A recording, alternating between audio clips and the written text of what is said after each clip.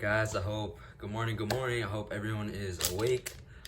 Today's passage is going to be over Matthew chapter 22, verses 15 to 33. And so there's two sections to this. And so in the first section, the Pharisees and the Herodians try and trap Jesus with a question about paying taxes to Caesar. So they go on and talk about this, and Jesus eventually says, "Give back to Caesar what is Caesar's and God what is God's." And so the lesson we can learn from this passage is that we all have the responsibility to both earthly authorities and to God. And so as citizens, we have the duty to obey the laws and pay our taxes. But as Christians, we have the second calling to love God and follow his commandments. On that same day, this is the second section, the Sadducees try and also trap Jesus with a hypothetical question about marriage in the afterlife.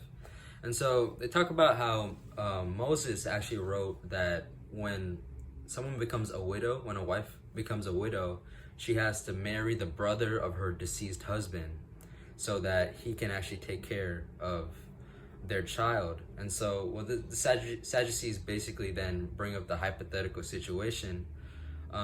If a widow goes and marries multiple brothers because they all eventually died, whose wife is she in the resurrection or during the resurrection? And Jesus refutes this by explaining that there is no marriage in the resurrection. He also explained that God is God of the living and not one of the dead. And so the lesson here is that our understanding of the afterlife is very limited. And so we shouldn't spend our time worrying about that, but instead we should focus on loving and trusting God in our current life. But also, one thing that was common in both of these passages is that people tried to